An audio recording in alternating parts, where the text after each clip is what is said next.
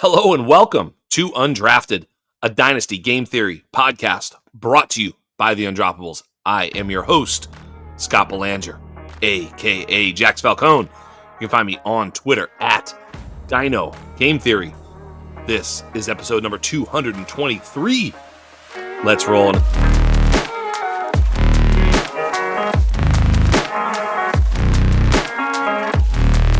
And a special shout out to my homeboy Shane Manila, who gave me the new moniker Scott Phalanges, which I really liked out there, man. You know, I mean, Shane just dropping some Scott Phalanges on the airwaves, which Scott Connor really liked, and I'm sure with all the listeners. So that was really cool. I appreciate the shout out, and I would rather it be mispronounced. That was fantastic. But this week we're rolling in the Scott Fish Bowl. Redraft season is a little bit upon us. I think most redrafts start a little bit later, but Scott Fish Bowl sort of, starts that season off. It sort of caps it.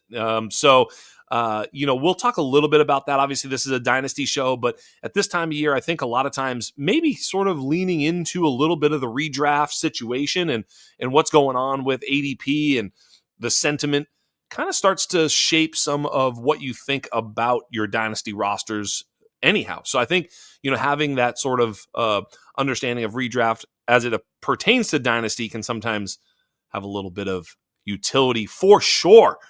And returning champion, I've got Mr. John Laub on the program today. He was on early in the spring with, some unbelievably awesome college football takes. He was certainly part of the guests that brought us a much better look at the 2025 class. Hopefully we nailed the 2025 class yet again, but as we did with the 2024 class. But without further ado, let me bring out Mr. John Laub. John, how are you? I'm great, man. It is summer. And as I get older, I'm amazed at how the days go by so quickly. I feel like I should have lots of free hours. And Jax, I think I'm busier than I am during the school year.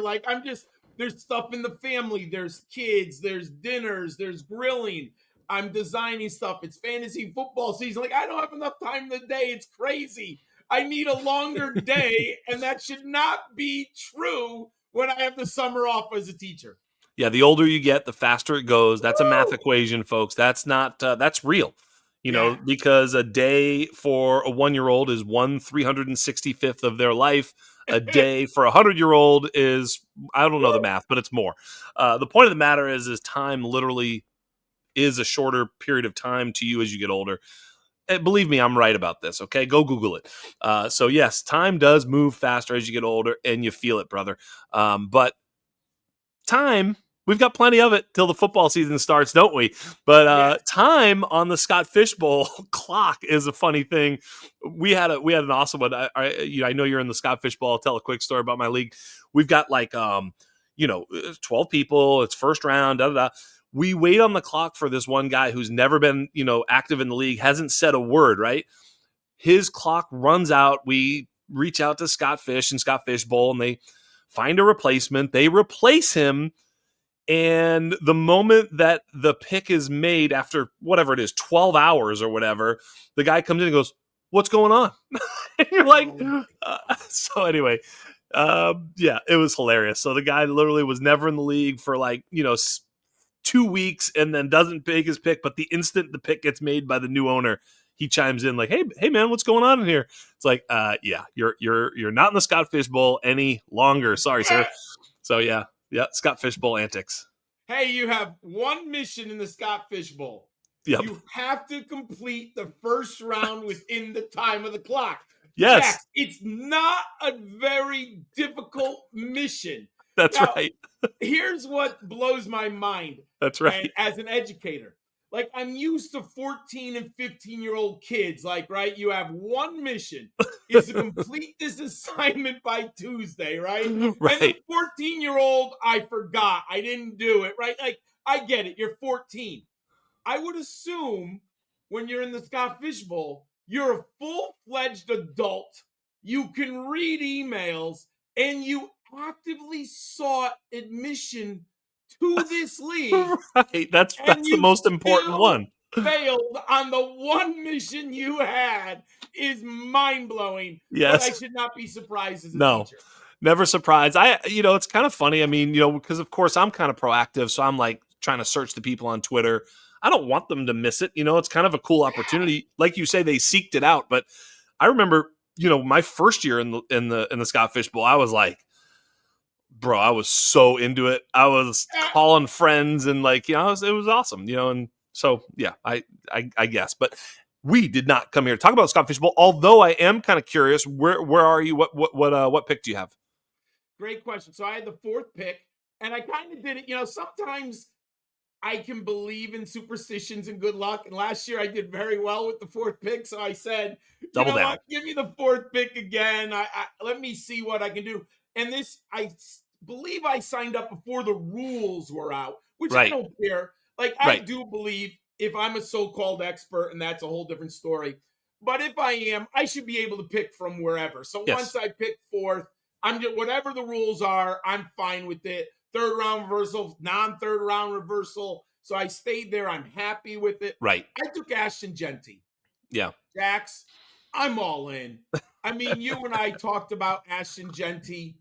I was all in on Ezekiel Elliott. I was all in on Adrian Peterson. There are just these young men who land in optimal spots. I mean, literally, with Pete Carroll and Brian Kelly taking over that offense with what we expect them to do schematically and philosophically. And I spent the last 3 years watching Ashton Genty play running back for Boise State. How could I think that this young man isn't going to get 280 touches in the passing and running game? How is he not going to score double digit touchdowns? And how is he not going to get 1,600 yards from scrimmage?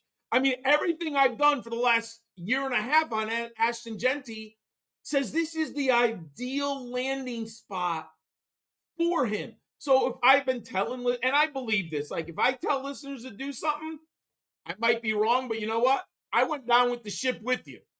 I never tell something that I don't do, right? I didn't Yeah. draft Brock Bowers. Maybe I'm going down. I don't have any Brock Bowers in Dynasty. That's Right. how I roll. I never like I say what I believe. Right. So I drafted Genty at number 4. I love it.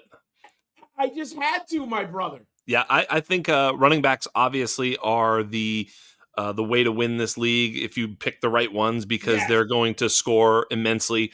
The question I would have about Genty is none of it is talent. Maybe none of it's really even usage on the ground. I think maybe a little bit of usage in the pass game may be questionable in year one. Yeah, yeah. We'll see. Obviously in a 2.5 point per reception league, a little bit That's wild. The pass catching running backs, I think Jameer Gibbs might have been the 101 in this format. I ended up picking at the turn and was able to get 2 elite pass catching running backs in CMC and Devon Achane, both very, very high risk, high reward players at the 112 and 201. We'll see how that turns out. Bold strategy, Cotton. We'll see. We'll see. We'll see bold. how that. I By the love way, that. also you did you had a faux pas. You said Brian Kelly instead of Chip Kelly, which I thought Oh, was an amazing, alternate universe if Brian Kelly were the offensive coordinator in Las Vegas. But yes, you had the Kelly, college brain, and you just inverted Chip and Brian. So it's funny, Jax, because I'm doing my Debbie rankings now, and I actually just finished LSU wide receiver room. there it is. So probably like in the back of my subconscious mind, I had the LSU Brian Kelly. But yes, you are correct, Chip Kelly. Obviously, I know you know that, but I thought it was hilarious, and it's one of those things like on a podcast or whatever. If they don't go back and mention it, I'm always freaking out when I'm listening. I'm like, dude, doesn't he know that it's not? So of course I had to let the listeners in on the third window or whatever, third wall. What is it called? What is this third window, third Dimension? wall, A third third window? dimension? I would third dimension, third window. I'm turning into Shane Manila here on the pod where I don't know what I'm saying, but I know exactly what I'm talking about. All right, so enough about the Scott Fish Bowl. I want to talk about a lot of things on the program. I do want to sprinkle in our 2025 rookie takes along the way. You mentioned Ashton Genty. I think he is going to fit in just swimmingly.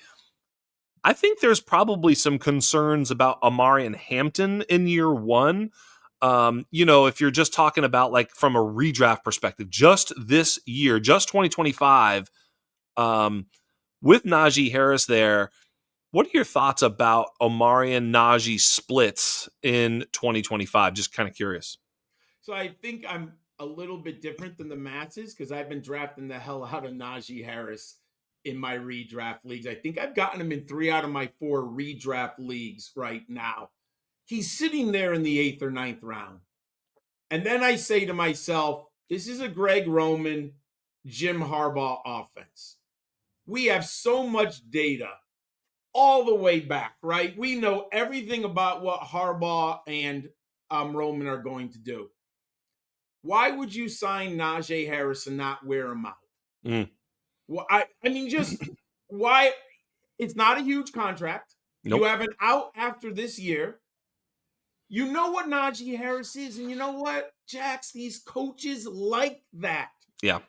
He's not going to fumble. He's going to get you 4 yards. He's Yep. going to make the blitz pickup when someone tries to take down Justin Herbert on the pass. He's a great outlet receiver. Yep. I just think he's got 200 catches in the goal line work at least for the first 8 weeks. I mean, barring an injury or Omarion Hampton doing something that's just so phenomenally good. But don't you want Omarion Hampton for 2026 and 2027 and 2028 if you're Yeah. the Chargers? Yeah. I mean, that's how I Yeah. look at it. So I'm taking Najee. Yeah. I think it probably ends up at the end of the year pretty close to a split.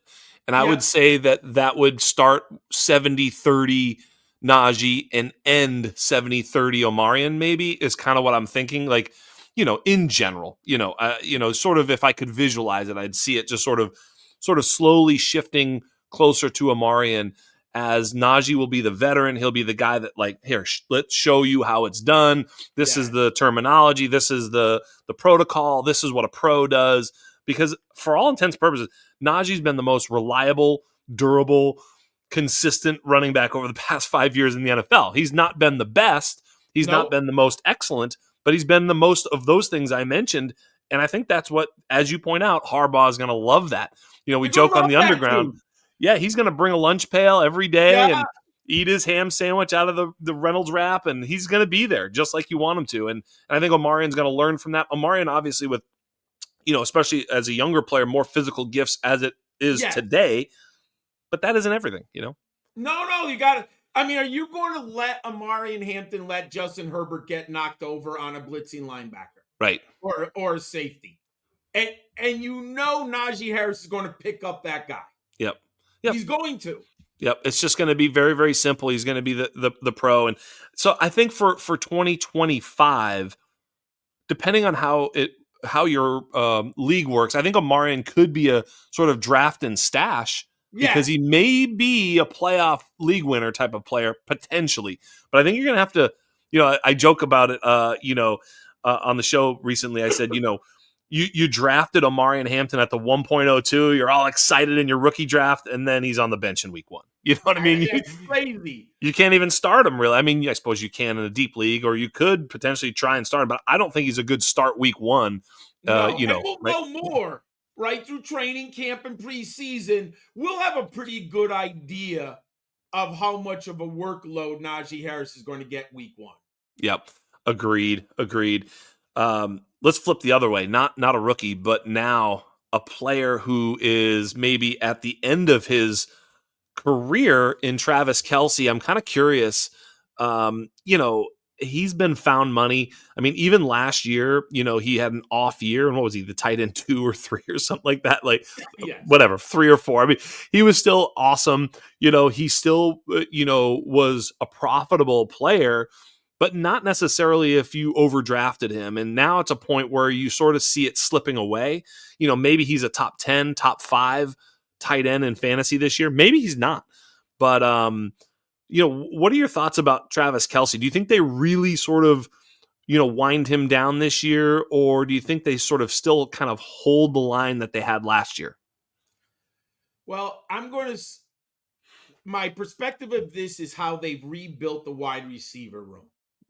I Hmm. think the Chiefs have the strongest wide receiver room that they've had since around early Tyreek Hill. Yeah, Well, that's fair. what does that tell me? That tells me they want depth, which is always important. They want to open up the offense more with Patrick Mahomes because they basically got speed demons all over the field, right? I mean, they got guys who can attack the safeties at any moment. And why do you do that? You want to change this offense and you want to tweak it moving forward with the expectation Kelsey's not there. And is it the Chiefs? They only have one goal. That's to win the Super Bowl. Aren't you going to keep this man healthy Yes. until later in the season?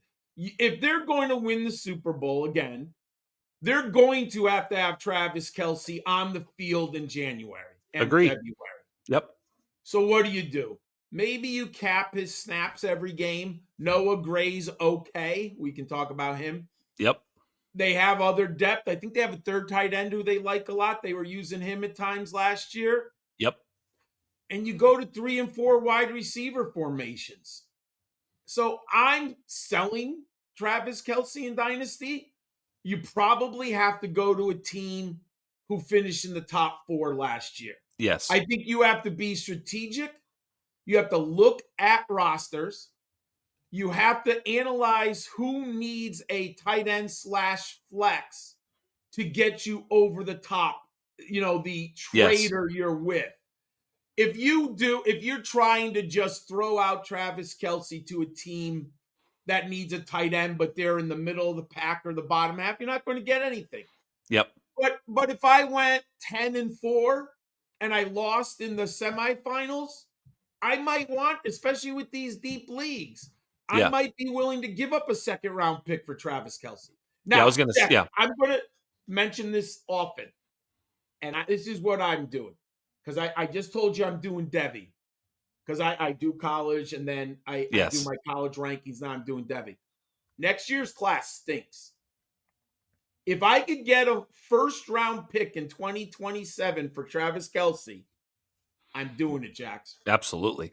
I think the most of the dynasty community is hip to what you just said. The 2027 first is almost on keep trade cut. It's actually more valuable than a 2026 first Really? right now. I think I saw that, or at least as Wow. valuable, Okay. which normally that's not the case. Obviously, a year away is usually less valuable. So, yeah, the market certainly is valuing 2027 class above the 2026 class.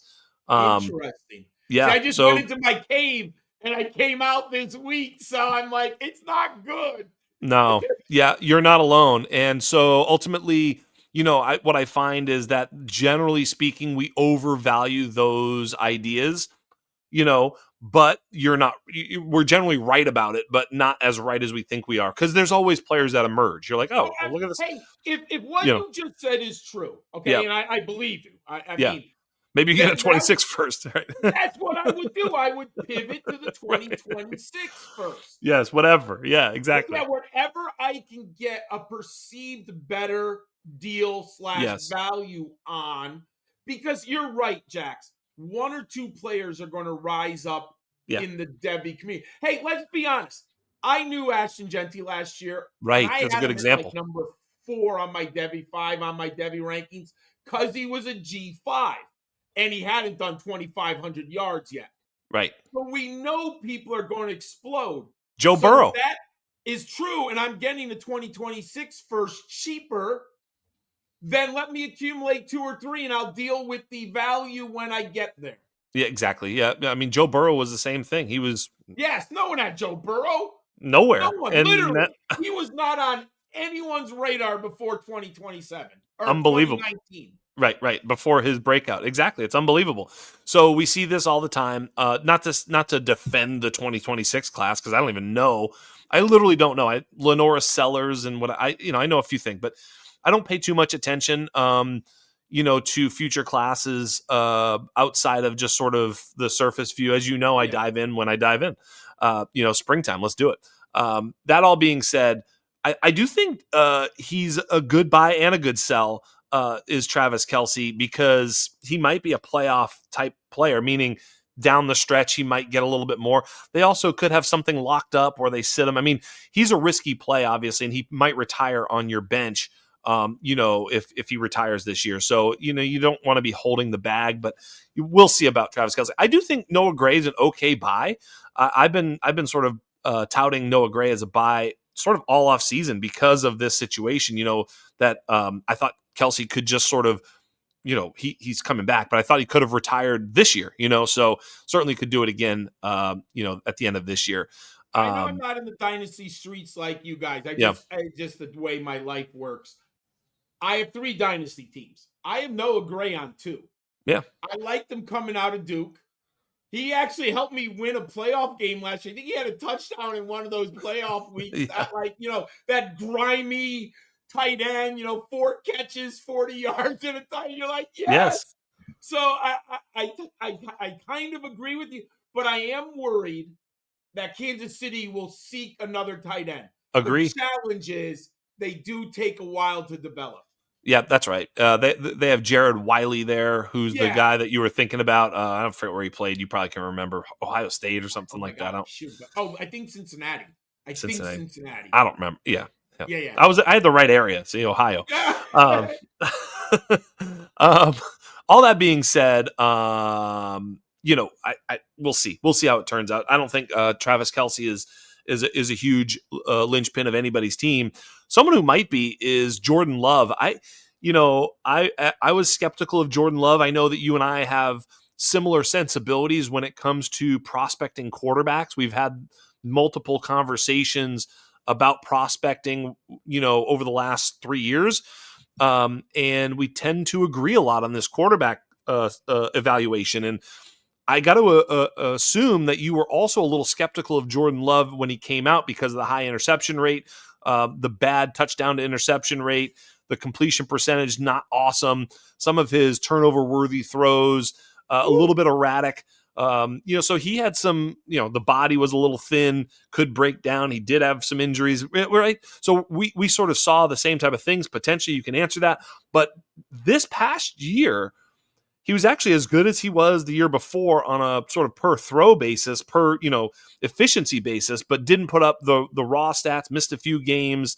So I think the market sort of, fell on him a little bit. I actually bought into Jordan Love twice this offseason, my only 2 shares. So I've sort of bought Jordan Love on 2 leagues. I'm in 20, 25, something like that, just over 20. So, about 10%.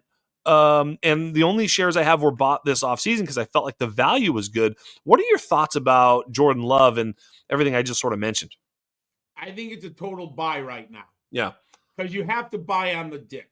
And Yep. everything you said about his scouting profile is correct. I was not as high on many. I did see skills that would translate, For but sure.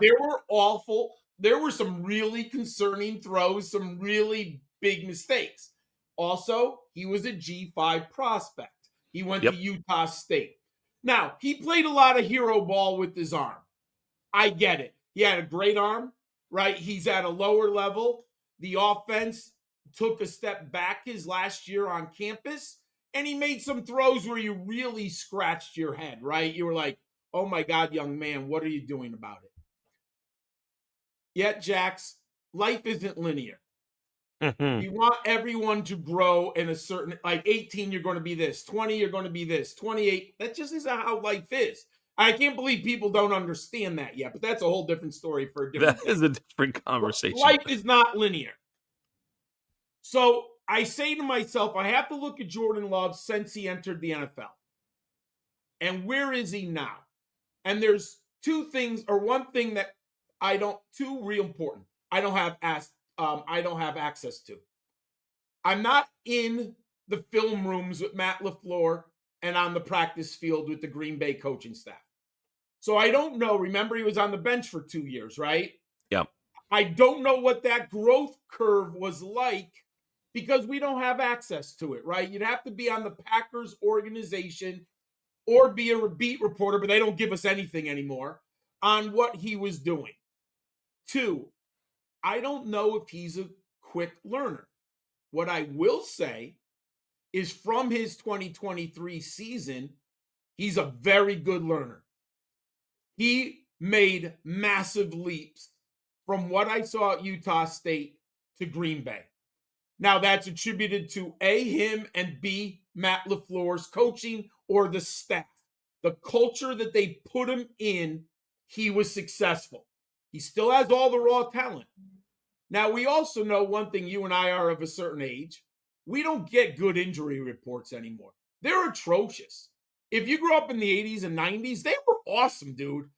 You had beat reporters who told you almost everything about this stuff. We don't get anything. So what do we really know about Jordan Love's injury? How it affected him game by game? What we do know is Green Bay went to a power running game. So you have this two kind of convergence, right? The running game popped and he got injured. The Yeah. chicken and the egg, not sure what was LaFleur want. He signed the running backs, which told us he was going to run it. They upgraded the offensive line, and they clearly changed schematically. Now, when Love got injured, did he just say, you know what, Josh Jacobs, you're the guy now? We don't know. But what that tells me is I'm going to bet on his talent and the learning curve that he's still the smart, intelligent young man we saw in 2023 with more weapons on offense. And are we that confident in Josh Jacobs leading the ground?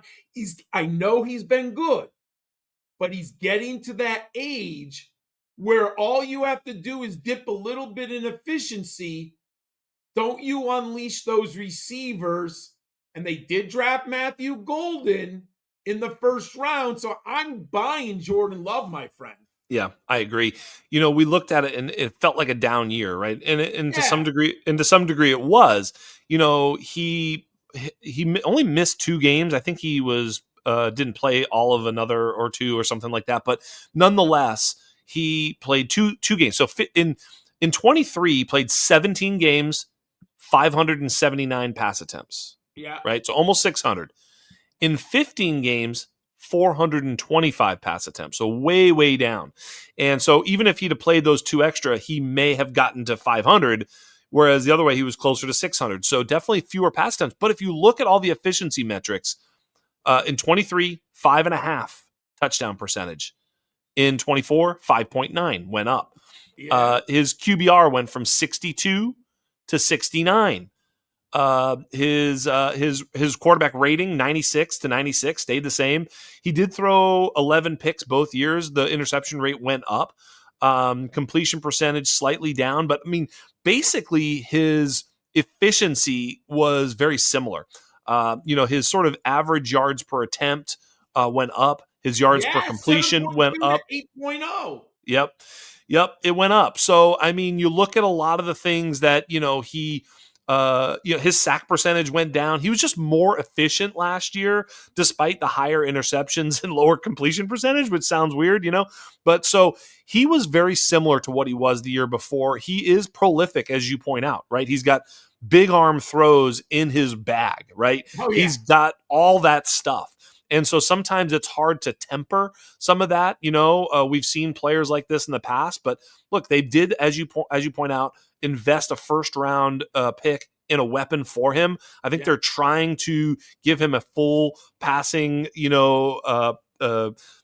core so that he can go out there and just and take advantage of all these areas of the field.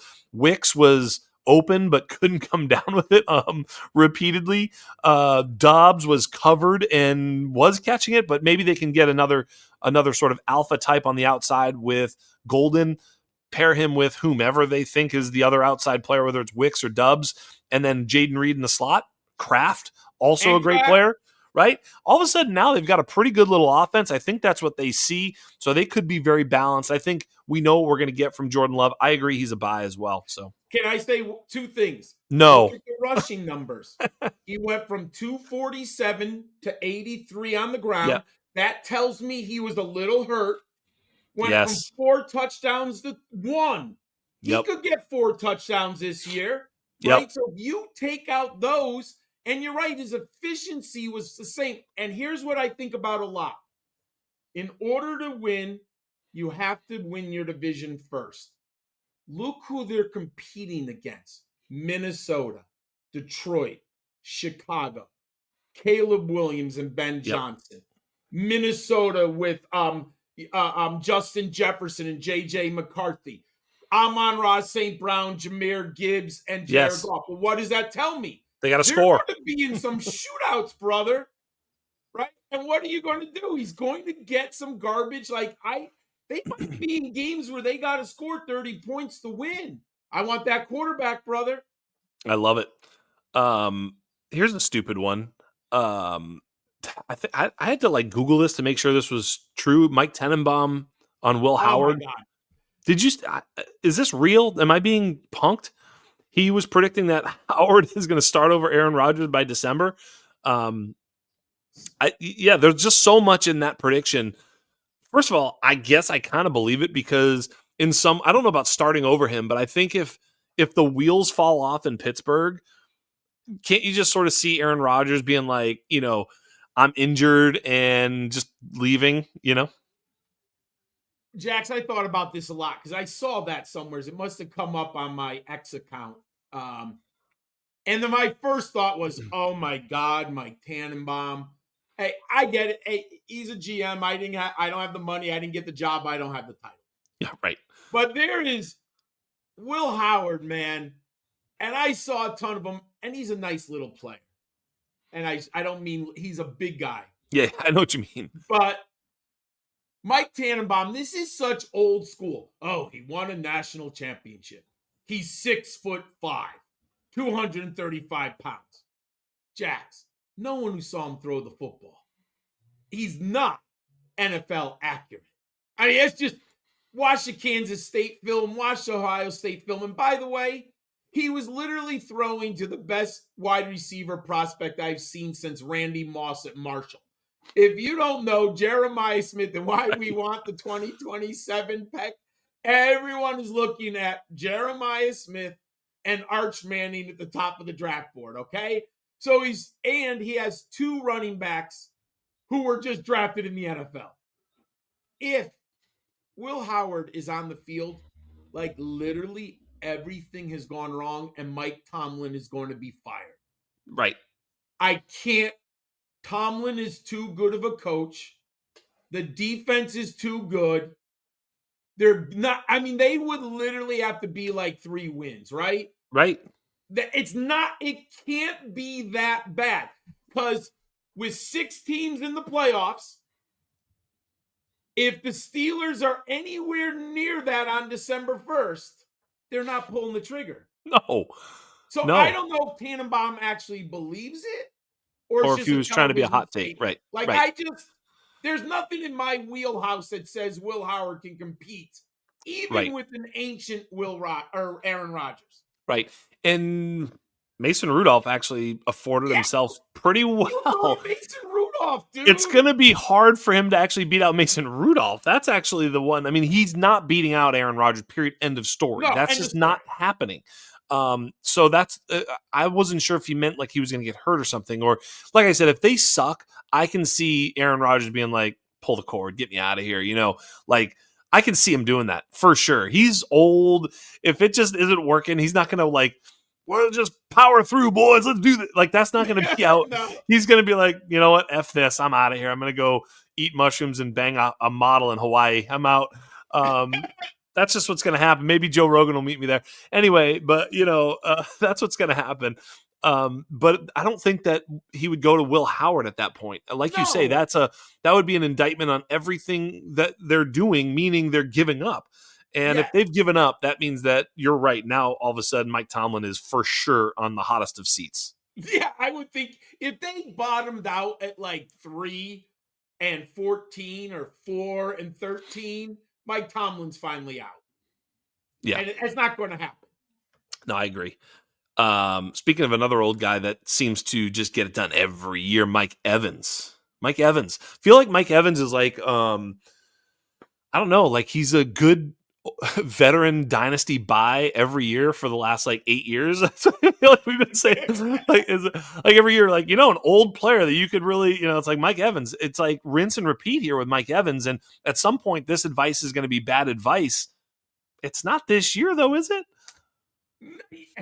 Jax, When's it going to happen? didn't you love those stories as a kid with like the British captain going down with the ship, like the Yeah. glory of going down with the ship? When I Yes. see Mike Evans, I will say, I'm going to be honest. I've had him in 2 dynasty leagues, like literally his whole career. Right. And I've been trying to trade him since 2022 to 2023. Nobody No wants him. one wants to give me anything. Nope. So you know what I've now decided? I'm that British captain in fighting the French. I'm going all the way down with the ship because Yep. the man is simply incredible. When you think about that class he came out with, Odell Beckham, right? Sammy Watkins, and Brandon Cooks.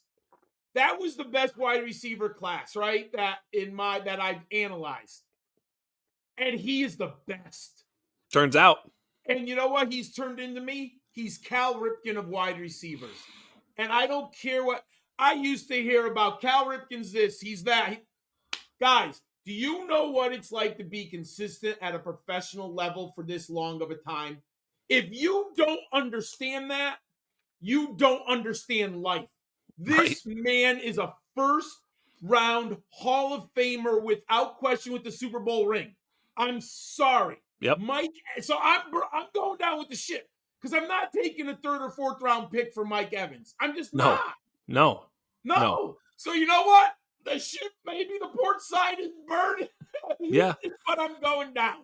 He's just so productive, and I don't know when it stops. I don't either. I don't know when it stops. I mean, feels like it's not going to be this year. I love Emeka Ibuka. So. We'll get there, but as a matter of fact, let's go to Emeka Ibuka. While we're talking, I'm going to say this.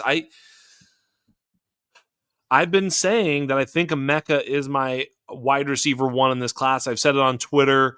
I'm certainly of the opinion that Emeka Ibuka is in the same tier as Tet and Travis Hunter for me. Okay. He's in the same tier.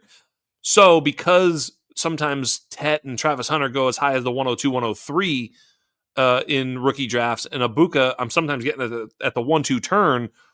For me, that's not even close to the right value. There's a miscalculation there. I think Emeka is awesome. Everything out of Tampa Bay camp is he's awesome from everybody, from all the other wide receivers, from the coaches, from the GM, from the offensive coordinator, from Baker Mayfield himself. Now beat writers saying he's going to be heavily involved in year 1. The steam just keeps rising for Emeka Ibuka. And I think it's just because he's a really good football player. And that was evident from the beginning of his career in Ohio State, where he had to compete with the likes of Garrett Wilson, Chris Olave, Marvin Harrison Jr., Jeremiah Smith, all these players along the way. Can you Hey, imagine being Emeka Ibuka? I just got rid of Marvin Harrison. right. I finally got the offense. Oh, they bring in the best wide receiver Ever. prospect. It's mind-blowing, Right. the competition that he had to play with. JSN. Yeah. Forget JSN. I mean, just one after the other, target hogs and elite outside players all over the place. And he still analytically shows up favorably. So when you factor in teammate score, he's really amazing. And guess what? He's going to be playing with other great teammates again this year, and he's going to learn to fit in. There's generally 3 wide receivers on the field in the NFL, almost always. Standard formation is 11. They talk about some teams play 12. Nobody, plays pro set anymore. That doesn't exist. No. I mean, obviously it does with San Francisco and a few teams, the Shanahan tree. But nonetheless, 3 wide receivers is base. And so I think we're going to see a lot of Emeka Ibuka, and I think he's going to earn a lot of targets. And we're talking about playing next to a guy that we're wondering when the wheels are going to fall off, and another guy whose wheel did fall off late last season. Hey, I think Emeka Ibuka, I think great minds think alike. I've gotten him in my 2 of my 3 dynasty drafts I had this spring. He's sitting there at pick 10, 11, 9. Yeah. And I couldn't pass up. I loved his tape. I had him as the number 2 wide receiver in my rankings because yes, I call it program score in my head. Right. Most people call it teammate score. Right. Ohio State is forget about elite program, and I realized the talent he played around. So you really had to look at the skills that he offered. And then when he landed in Tampa Bay, who's going to cover him? Yeah. You've got to deal with Mike Evans, possibly Chris Godwin. We don't know We yet, hope so. right? But I like Jalen McMillan. He was Yeah. good. Yep. You still have Kate Otten. And Yep. then you have an uber pass catching back in Rashid White / Bucky Irvin, right? Even though Yep. Bucky Irvin's a starter. And then you got Ibuka. Yeah. Jax. The matchup is going to be True. tremendous for him. Yep. So isn't he going to get peppered with 90 targets as a rookie? I would think I so. think he's in a smash spot. Yeah, I think, it reminds me of JSN. It reminds me of CD Lamb insofar as when they came to their teams, they were crowded out. Yes. CD was crowded by Amari Cooper and Michael Gallup. JSN was crowded out by, Lockett and DK Metcalf. And I remember hearing about both of them. Well, where are these guys going to go? They're not going to just go away. Turns out, yeah, they just go away. Yeah, they just They go away. do. That's how it works, man. I mean, unless the guy is awful, if CD Lamb and JSN were bad, then they would have gone away or whatever. They would be nothing. But they'd have been Jalen Rager. But they're not. They're good, and I think Emeka Buka's good, and I think he's gonna, like you say, have that same type of rookie year as sort of CD with the, Yeah, around 100 targets somewhere in there. Catch 70 balls or something like that, and you totally. know probably not get 1,000 yards, but he's going to be useful some weeks, and he's going to be good. And then next year is going to be the year of the JSN CD Lamb breakout year. Yeah, and you know what I loved about its tape? He can attack safeties deep from the slot. Yep. And Baker Mayfield, if you had watched him at Texas Tech and you would watch him throughout his career, and Baker Mayfield, I think, is underrated. Yep. Baker's very good at patiently waiting for receivers to get open deep. And Emeka's going to do that against these 5th and 6th cornerbacks. He's going to get open deep occasionally. Speaking of the second and third year breakouts that we expected from JSN and CD Lamb, and we saw it there, and we sort of expect to see it someday with Emeka Buka, are we expecting that with maybe players like, well, JSN sort of already did it, but Rome Odunze and Marvin Harrison are the two that I think are on a lot of people's minds. And I think there's conversations everywhere, in dynasty leagues around trading these guys on Twitter. I saw a post about Rome Odunze was going to be fine. Guy comped him to all these great players, and I comped him to terrible players, and I comped him to other players. Like, it's really easy to make the bull and bear case for Odunze, maybe even for Marvin Harrison Jr. What are your thoughts about each of these guys? Take them in whatever order you care to. I'm going to take the one that I'm buying everywhere is Undrafted. Rome Odunze. Jax, I'm all in. Ben Johnson is a difference maker on offense. And then I went back. And my narrative in February, March, was Odunze played poorly. And then I looked and I'm like, oh my God, I got to get off the crack pipe. This young man did not play bad. He had 101 targets from a rookie quarterback as a rookie. And are we being kind to say that his coach was a Neanderthal last year? Like, I mean, that was the worst offensive coaching environment than you could have been in, right? 54 receptions. Okay, that's not great, but in context, terrible coach, terrible scheme, rookie quarterback. Okay. 13.6 yards per catch. And he was heavily targeted in the red zone. He only caught 3 touchdowns, but they used him there. I think Caleb Williams, I drafted him in 2 of my 3 best ball league or redraft leagues already. I'm hoping to get him in the Scott Fish Bowl. If you're competing against me, please don't take him on me. I love Caleb Williams this year. He was the number 1 pick. He showed flashes, and I'm a believer in Ben Johnson. I think you have to look back. Everyone thought the Lions got ripped off when they got Jared Goff for Matt Stafford. No one, I don't remember. I mean, there's always exceptions to the rule. People were not saying, oh my God, look at Jared Goff. The Lions did great in this trade. Oh, it's an all right trade. He's a 1-year rental. We'll draft someone else. Ben Johnson turned around Jared Goff. Caleb Williams is much more talented than Jared Goff. And now look at the weapons he has. Luther Burden, Rome Odunze, right? The double tight ends with Greg Olsen, sorry, not Greg Olsen. That's awesome. I love that. Oh Cole my Kmet. God, why can't I remember the Cole Notre Dame? Kmet. Cole Kmet, Notre Dame, or Miami, whatever. Yeah. And then you get Loveland, Colson Loveland. Yep. You get the running game is going to be there with Johnson. You improve the offensive line. I'm all in on Rome Odunze, dude. I think he's going to be incredible this year. I'm there. I don't know. I'm dubious. I've got Odunze, I'm kind of holding because I do believe there's got to be a little bit of a bounce back. He did earn 101 targets. They were inefficient. We can certainly say that. 7.3 yards per target is not great. We'll see is I guess where I'm at. He did make a couple big plays. I think he's a good player. And so for that reason, I'm still in.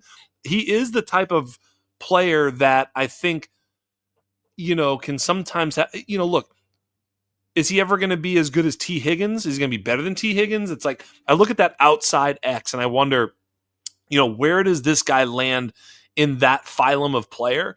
And it's the same concern I have for Marvin Harrison Jr. I think they're both outstanding football players, but I don't know what that means for us in fantasy. DK Metcalf, we saw sort of the ceiling of that type of player in Brian Thomas Jr. last year, what that can look like. But, he's an incredible athlete. What, he run 4.3 or something like that. Neither Marvin Harrison nor Odunze do that. They're probably, they're just different. So it's going to be interesting to see how many targets and how many big plays he can make. I think the offensive health means a lot to Odunze, who's going to score his points with yards and touchdowns, not with volume, right? Yes, I agree. So if the team is scoring touchdowns and the team is good, then I think you can say, okay, Rome Odunze can get there. If they're a little dysfunctional again, which they better not be, otherwise everybody's in trouble there. Especially Caleb at this point, right? Caleb has no more excuses, I say. They gave him all the weapons. They did Loveland, Burden, Ben Johnson. It's like, dude, they signed and drafted offensive linemen. They've put everything in front of Caleb to say, hey, look, if you don't get it now, what do you want us to do type of thing? And so it better be now. And if it is, I love seeing the upside in this offense.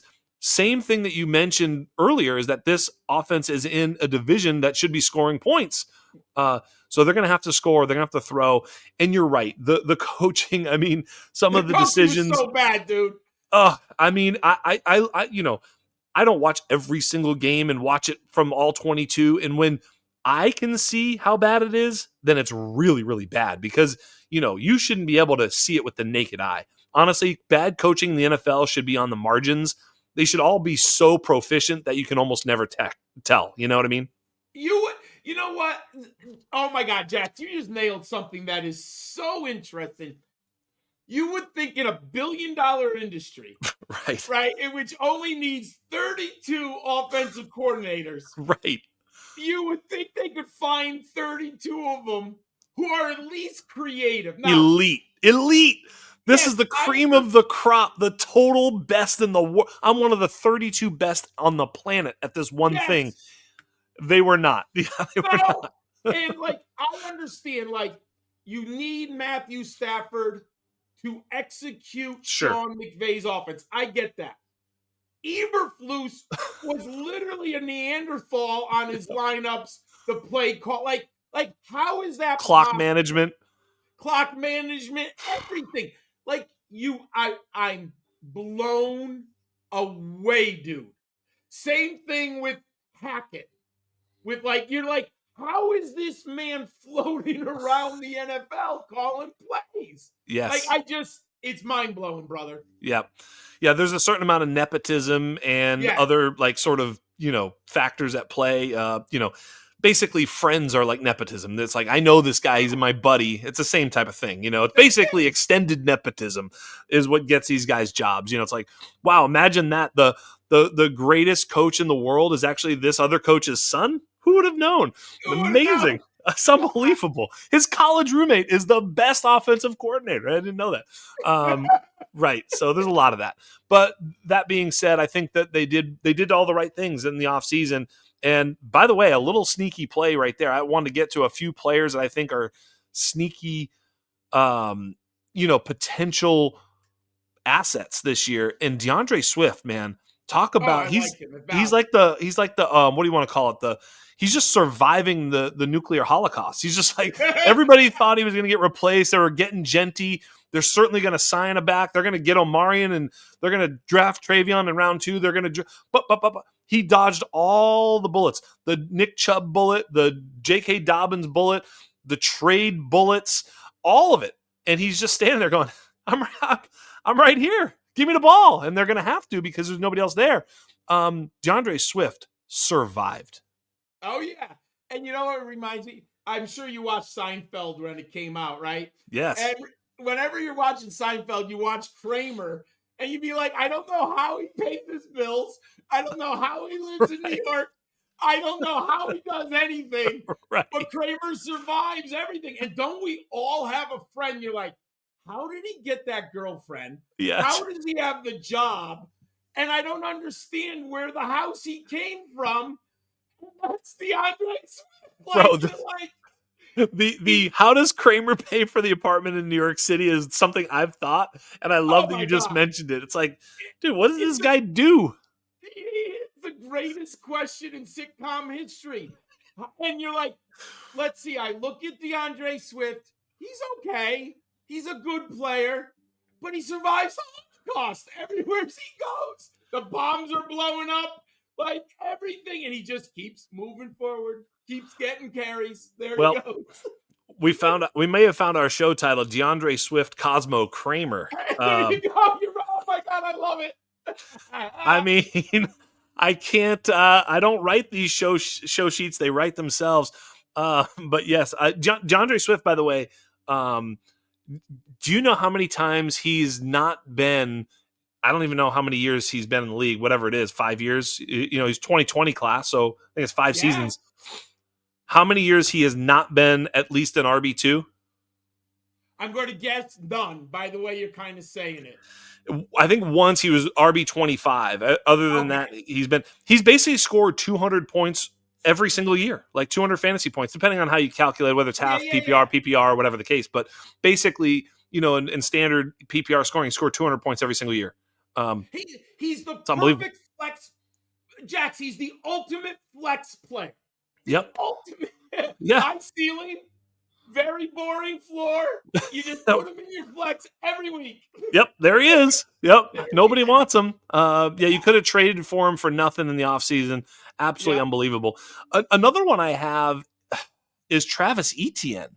Like, the market was like, I hate Travis Etienne. All off season, he was drafted in Dynasty startups well past round 10, round 12, 13, 14 in some drafts.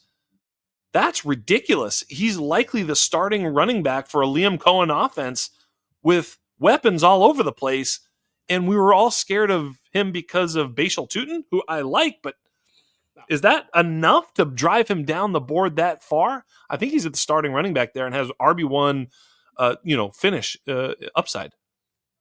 I would say right now, Travis Etienne is in the Najee Harris, DeAndre Swift, Travis Etienne bucket of all guys I really covet in rounds 7 through 9. Right? Like, depending on how you build your roster early in drafts and stuff like that. Because I like Tutin. You and I spoke about Tutin. Yes. I'm a fan of Tutin.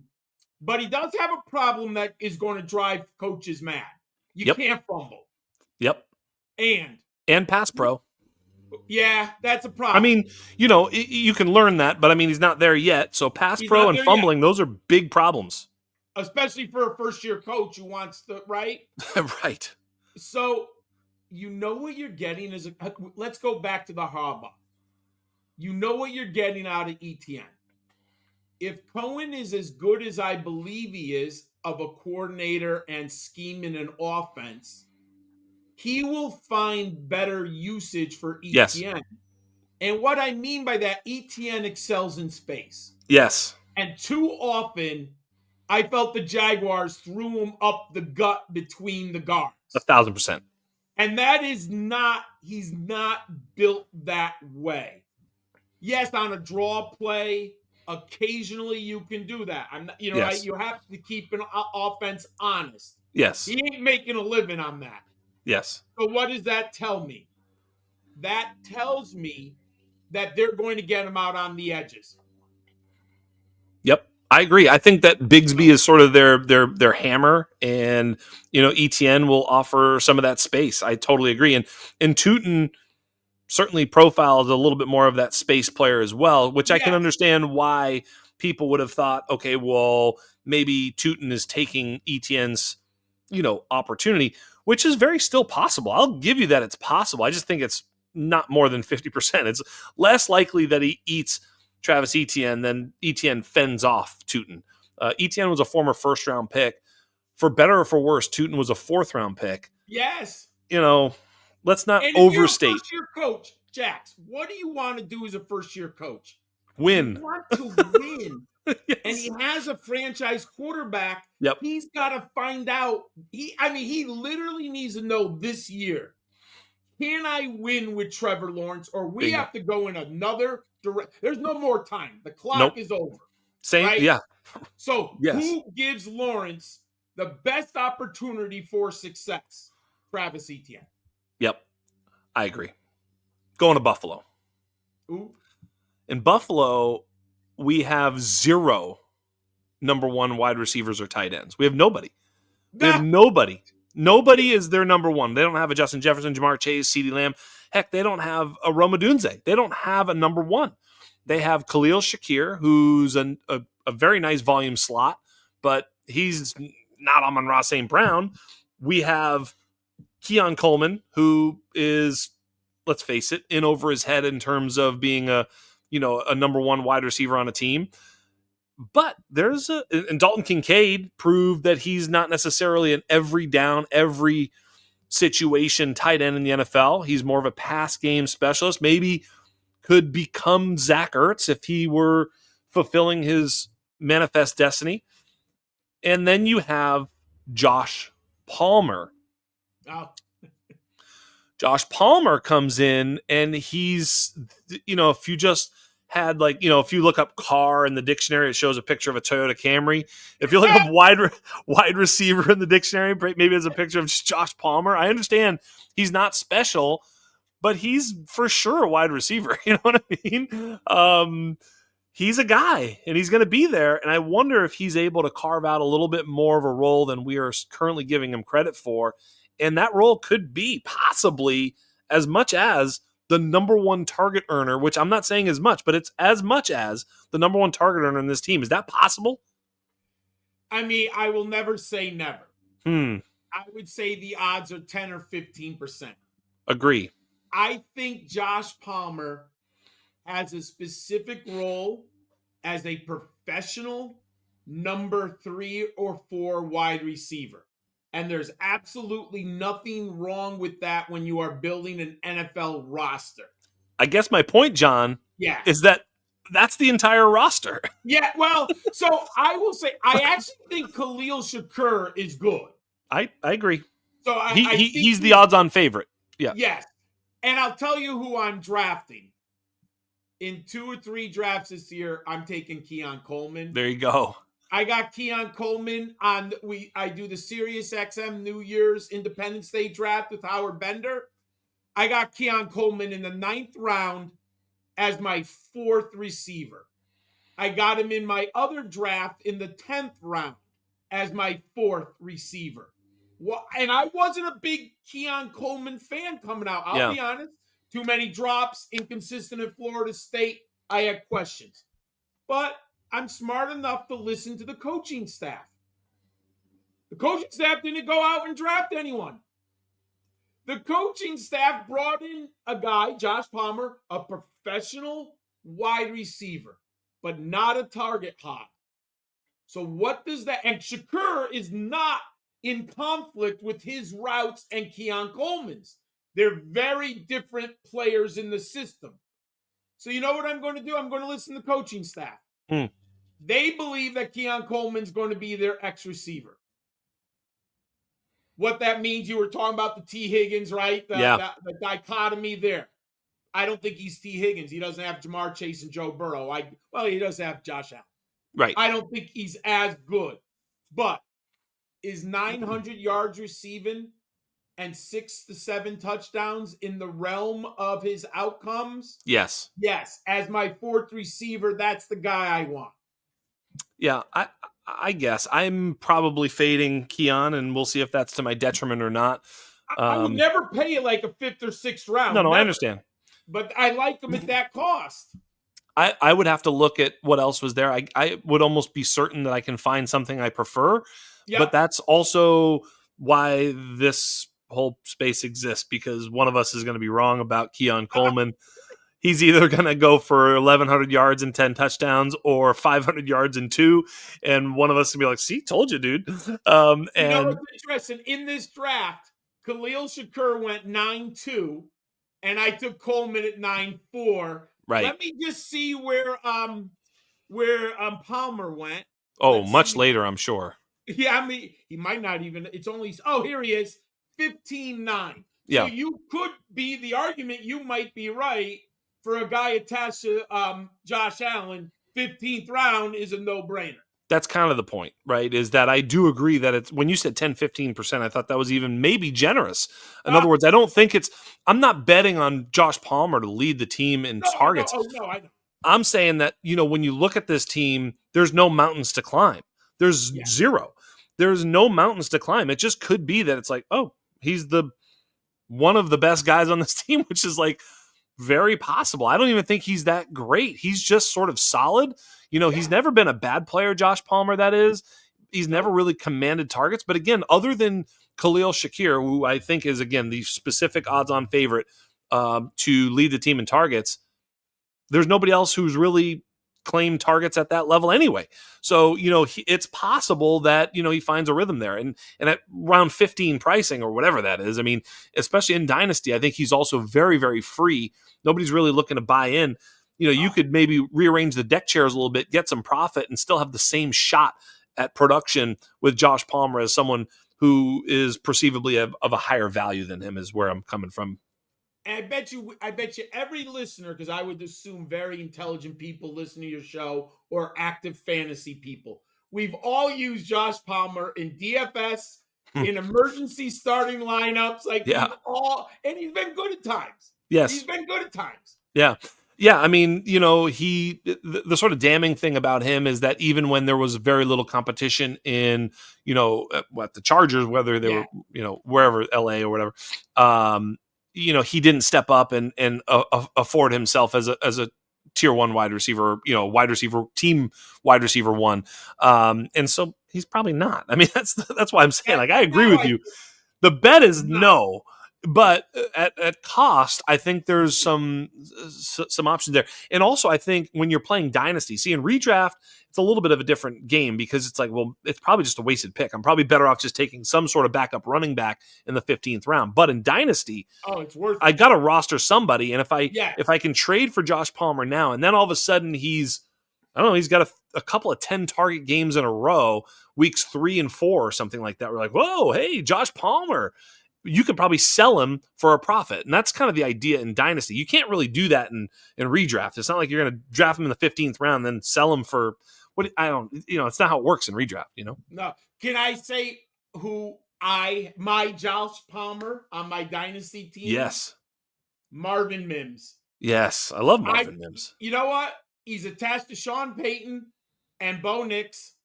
The depth chart isn't incredibly intimidating. No. And he has a role in the Sean Payton offense. And I think Marvin Mims, take out the narrative what we thought he was going to be. He's a professional wide receiver with specific utility in Sean Payton's offense. I get him all the time. Get him I think all he's the time. dope. I think he's dope. I mean, I think he's good, but yeah, no I think one he's good likes too. him. No. I mean, in the dynasty streets, you'll find people who are making, bets on him, but you'll certainly find some people who are, sick of the ride, right? They've Yeah, had it yeah, for 2 years. They're done with it. Cash me out. These are types of players that are basically throw-ins too. Like, a lot of times if you're targeting something like that, I do this with, Jacoby Myers even is another one that I think is like, Jacoby Myers has only gotten better every single year. In the last 2 years, he was a wide receiver 2. That's like yeah. crazy. He was a top 24 wide receiver 2 years straight. That's I'm a kind of big nuts. Jacoby Myers guy. He's just so consistently boring good. Like, I love that Right. type of guy. And So there's look at, no addition in that team. Go ahead. can I tell you, Yeah. listen to what the organization tells you. Look at this depth chart in Denver. Cortland Sutton, big. Devon Vele, big. Pat Bryant, big. A.T. Perry, big. My friends, Marvin Mims is the undersized speedster. That player on Sean Payton's team gets on the field. Like, he has a specific role that they're not going to put out 4 6'4" wide receivers on the field. They Yeah. need a safety breaker, a buster. That's Marvin Mims. Yeah. Yeah. And right now, I mean, I don't know exactly who's going to be starting, but I know Cortland Sutton is a starter. That's the And then only guy we're 100% sure. That's right. And then after that, there's a lot of homogeny, but I actually think Marvin Mims is clearly the best player amongst the Yes. rest of them. So I think he should be the thing with it is that we've thought what we thought should happen in Denver Yes. since Peyton has gotten there, and it's been anything but. It's like, wait, Yes. what is going on? He traded up. His first pick ever was to trade up and get Marvin Mims, and he's never put him on the field. And what was crazy, his rookie year, he goes out on the field and made big play after big play. And we're like, here it comes. Here comes Yeah. Marvin Mims.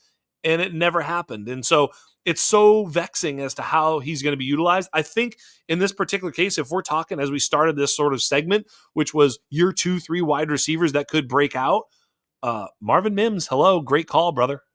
I think he might have 800 yards and 6 or 7 touchdowns. And Very in my possible. flex, I Yep. love that type of player, dude. Yep.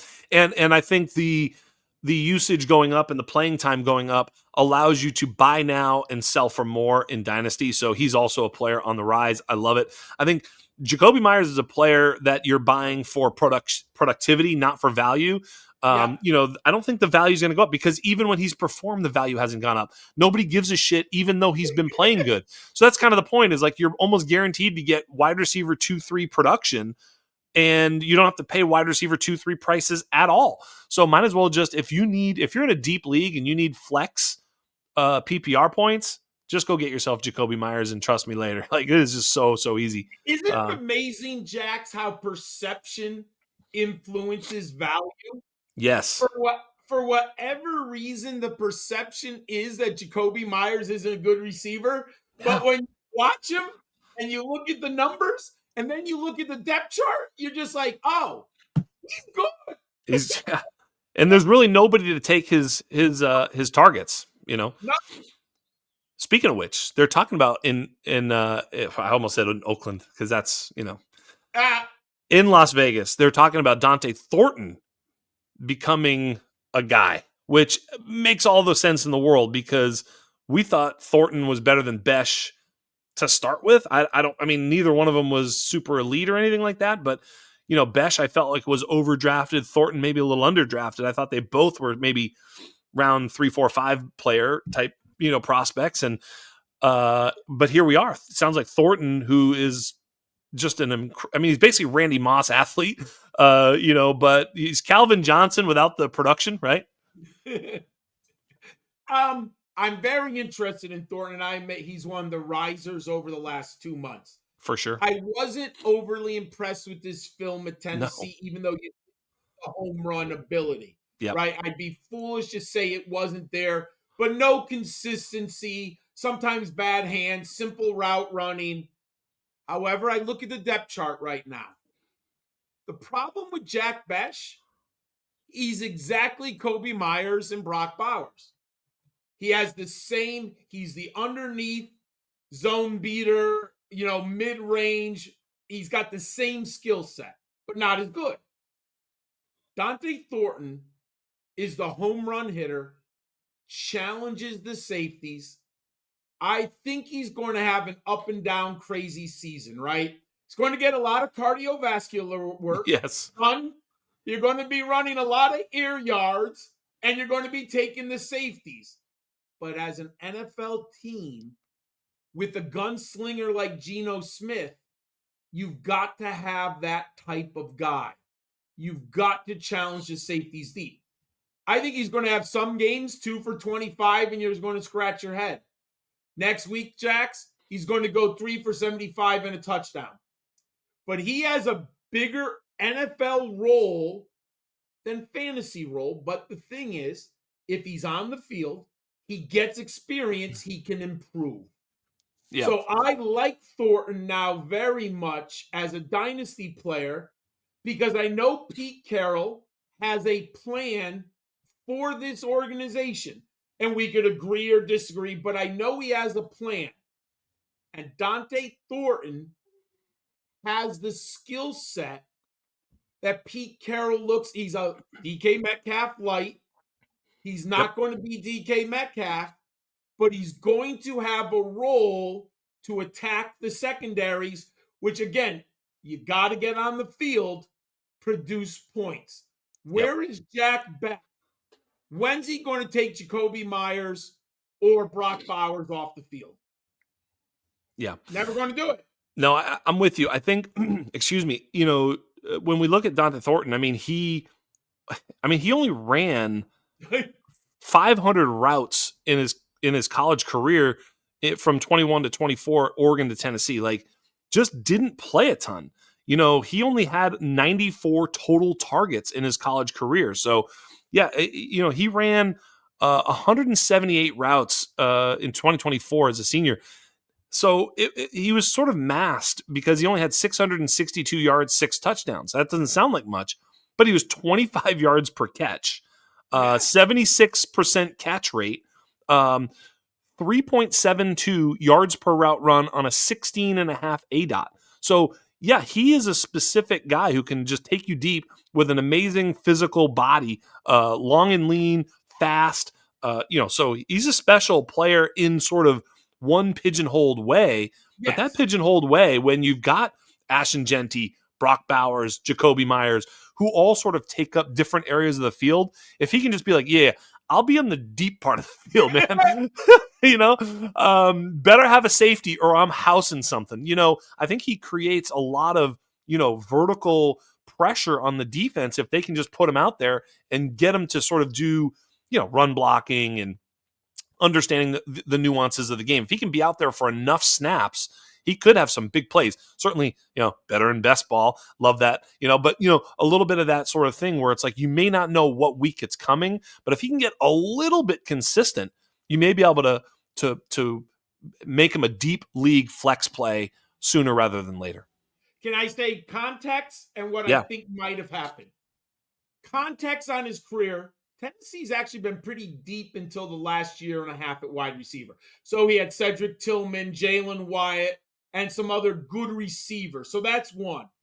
Two, they had essentially a redshirt freshman at quarterback last year, who I don't think had the chutzpah, Nico Amalieva, to throw the ball deep, and he ended up at UCLA, and there were challenges.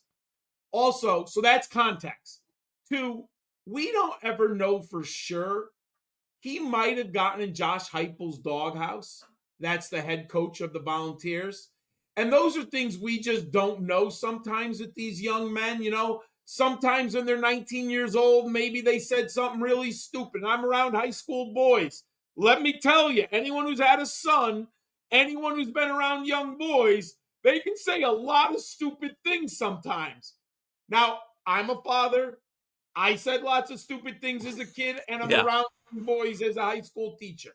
It doesn't bother me. But head coaches in the SEC, they get bothered a lot by what young men might or may not say. So who knows? Maybe he got on that doghouse on Heupel and just never really got out, Jax. Certainly possible. Yeah, I mean 6'5", 220, whatever he is, 6'4", 220. I mean, And let's they had see it. no receivers. Yeah, let's see it. Yes. I'm ready for it. I think I'd be more of a sell once it pops because I don't think there's a lot. Like again, we talk about whether or not he'll be a huge target earner at the next level. I don't think that'll happen, especially alongside Bowers and Jacoby Myers. But stranger things have happened. But I'd certainly Oh, be yes. looking for a buy now, sell later. Potentially, if he sees some big plays, if he gets on the field, once he makes a big play, it's going to be on Sports Center. That's the point, because it's Oh, going to yeah. be Oh, absolutely. it's gonna be a fun one to watch. All that being said, let's move on to a couple quick things before I let you go. First of all, you and I could just sit here and like just shut off show sheet, shut it all off, and keep talking. Sometimes we do an hour before the show. This week, whatever. We went right to it, which is good because otherwise we get going. But I want to talk about my boy, my guy. Oh, I You think know I who I'm know going who to say. you're bringing up. Drake May. Oh, Drake yes. May. Let's go. Drake May. Drake May, I think sometimes people are like, wait, why is Drake May being anointed so quickly? He didn't really do much last year. He wasn't da da da. And then it's like, well, if you watched him play, you have seen everything you need to see.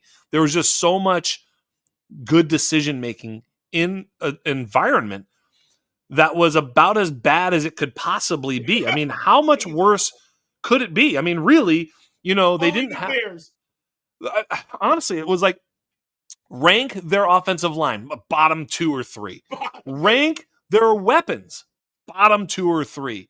Rank their head coach, bottom 2 or 3. Like it was really quite bad. And he afforded himself so well, no complaining, a lot, like just was so efficient in an environment that was anything but efficient. I think we're making a projection to get him where we want to get him. That I'll freely admit because he didn't actually get there. Are you with me in making that projection that he's going to get there? Oh, look, I was very high. I had Drake May over JJ McCarthy. I had him well over Michael Penix. I had a really conundrum in December, January of 2023, 24. I had May, but then Daniels was so good. I had to put Daniels over May, especially because I always had the fantasy slant, the Yeah, rushing, and it turned out to be true. But that does not mean that Drake May is not an elite prospect. He just came out in a class in which you had two Heisman winners right, in right Caleb and in Jaden. So you end up with in a normal draft. Last year, Drake May would have been number one without even a question, dude. right, right, Like it's not even close. right. And how many people were probably watching New England in November, December, other than us in the Northeast? You're a Patriots Just fan, me, right? Like, but right, your casual fan, right. they were done with New England. Yes, Drake May, 6'4", 225. He's not Caleb. He's not Jaden. He still had 421 yards rushing, 7.8 yards per carry. And Jax, their offensive line, I'm being kind, was a disaster. disaster. By every metric, it was bottom 3, right? Like run blocking, pass blocking, anything, it was bad. The offensive line is going to be better. And I don't know if Vrabel can get him to a Super Bowl. That's a whole different question.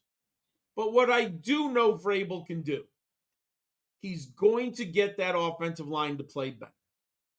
They drafted, they invested capital. It's going to be better. Two things I like with Drake May: 15 to 10 touchdown to interception ratio in a disaster season. Right.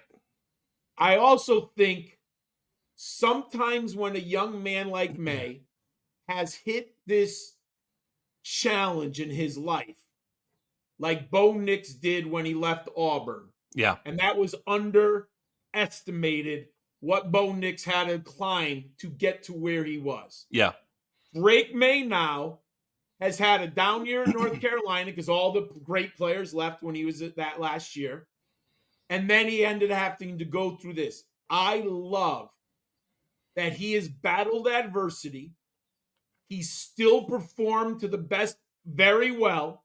Yep. And now he has a coach that should eliminate the adversity. Yes. Right? Give him a better opportunity. I'm all in. I think Drake, I don't know if he's going to be top 6 ever for fantasy, but top 12 is clearly within. And I'm going to give you, I know we talked about this guy.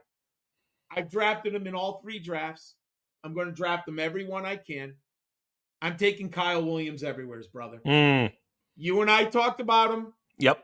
I fell on the floor when he went in the 3rd round because I was the happiest man ever. I love Kyle Williams pre-draft. The fact that the Patriots took him that early, and my friends, look at the depth chart in New England. Jax, are you scared of one wide receiver? I guess if you like the ancient Stephon Diggs. I don't. He has a role. Yep. I understand why New England signed him. You want a veteran. You want this type of man in the locker room and on the field. But his best days are behind him. Yeah. And Kyle Williams is a better version of Demario Douglas. He is. And Kayshon Boutte, I don't know what he is still. Yeah. Right? There's a lot of homogeny. I mean, you Kendrick Bourne, Mac Hollins, Pop Kendrick Douglas, Bourne. Right? All these guys that are like, maybe not. And that's where, I would agree with your Kyle Williams take is like he's as likely as any to be the best among that group. I think if Steph Diggs plays, he was still earning targets even before he got hurt alongside Tank Dell and Nico Collins. So yeah. He's going to get targets, and he's also going to get targeted in the locker room by other players' wives. So be careful. Hide your wives. Hide your wives, boys. Don't bring your family to the freaking field anymore. With Diggs around, you keep your family at home and safe. I'm just telling you right now. Here we go. Didn't we all have a best friend who was better looking than me and said, I'm not going out on a date with him and my girlfriend? Do not bring your girl around Steph Diggs. Ball game over. He going to slide in. Let me just tell you. He's going to get that pink stuff out. Jax, if you're single, you love sure. Diggs because the girls are there. Wingman. If you're married or you got a serious girlfriend, you want nothing to do with him. No, sir. No, sir. Keep him away. By the way, to your point about Drake May, I had sent this tweet. Nobody saw it because it was a reply. Maybe I'll send it again. Drake May, since the year 2000. Okay. Since the year 2000, only one quarterback has had a better rushing yards per carry in a season than Drake May's 2024 season. Can you name said player? My gut instinct was Cam Newton, but he was with the Patriots. So I don't think it's Cam Newton. It is Michael Vick. Oh, my God. He was playing that year, huh? Since 2020. Did I say 2020? You said 2020. My apologies. Since 2000. I heard myself now. Okay. That makes sense. I fucked up the question. Since the year 2000. My apologies. I was like, wait, why didn't he guess? Since the year 2000, actually, which is even more of a point. Since the year 2000. I would have said Cam Newton. Yeah. Since the year 2000, only one player has had a better rushing yards per carry, and it was Michael Vick. By the way, Michael Vick, 2006, 8.4. Drake May, 2024, 7.8. The other next two on the list are Michael Vick, 2011, 7.8, and Michael Vick, 2004, 7.5. So I'm not saying that Drake May is Michael Vick. What I'm saying is what he did with his legs was more impressive than meets the eye. He didn't play every single game, so his raw totals were down. He was outstanding, very efficient. The point of that tweet and understanding what he did on the ground is that he's smart. He knows when to take off, that he has space. He's also athletic when he gets there. He's just making the correct scramble, the correct run. I don't think very many of those, if any, were designed runs. He is effectively scrambling better than any other player in the NFL. Crazy as that sounds, that's just true. So he was dope. Isn't he the arbitrage to Bo Nix? Yes. I hate to use that word because that's popular right now, but yeah. I mean, at cost, isn't Drake May the better in arbitrage. dynasty he goes ahead. But you're right Oh, in he does. redraft Okay, in interesting. dynasty, but you're right in redraft right now. In I mean, redraft, Drake May absolutely a target late for sure. I mean, right now Justin Fields, Drake May, if you're any sort of a rushing upside, those are some of the players that you can absolutely steal a little bit later in your drafts. Stack early, maybe get those upside quarterbacks. Think about who's the quarterback that you would have wanted to draft last year in redraft would have been Jaden Daniels, period, end of story. oh yeah, Now, Lamar was great, but you had to spend up. Whereas Jaden, you could get late, so you could have Jamar Chase and Jaden Daniels, where you could get all these great players up front and still get Jaden Daniels to go along with it. Who's that this year? I'm not saying that this year's Jaden Daniels is Drake May, but he's one of the players that can give you that upside. I think JJ McCarthy gives you that same upside, as well as Justin Fields. Those are some of those guys that could far outkick their ADP. so I have a queue in my Scott Fishbowl. Yeah, I'm not drafting him anytime soon, but Drake May's in the queue. yeah, I would love to get him around around 10. I don't sorry. Somewhere's picks rounds 10 through 11. yeah, Or 12. Love to yeah. get Drake May there. Yeah, it's going to be interesting. I don't know. So I think each league, the quarterbacks as they come off, but I think, you're going to have to, he's going to be quarterback, what is he, quarterback 15 or something like that? Or Yeah, 16, later than that, 15. probably. Yeah. So, I mean, depends on how quickly quarterbacks fly off the board. And I think the Scott Fishbowl, the crazy thing is each league has a totally different economy. Yes. As, Yes. you know what I mean? People start fading quarterbacks. All of a sudden you're like, oh, fine, I'll just take them late. Other leagues, they're just going off quick. So, yeah. All right, moving on. So Drake May, absolute superstar buy. I love it. He's going to win a Super Bowl. By the way, also, I'm kind of being funny, but now I'm not. The Patriots' schedule is soft as cottonelle. They have the second or third easiest schedule by almost any any measure. So they've got a really, really good schedule. So they could win games, and Drake May could return value. Another player that I think is being slept on right now, or I don't know about slept on, but I think his ADP is an advantage in both dynasty and redraft is Kenneth Walker. What are your thoughts about Kenneth Walker? Well, in my first two drafts earlier in this year, I got Kenneth Walker in the 5th round, both drafts. There you I go. don't think you can get him in because he seems to be, because if you do your research, right, and you start to think about Clint Kubiak, sorry, Yes. Clint Kubiak in Seattle with a defensive-minded head coach and the changes that they have made, jettisoning DK Metcalf, jettisoning Geno Smith, bringing in I have no problem with Sam Darnold. He's a professional quarterback. His outcomes are going to vary. There's no question. Like last year was the Uber.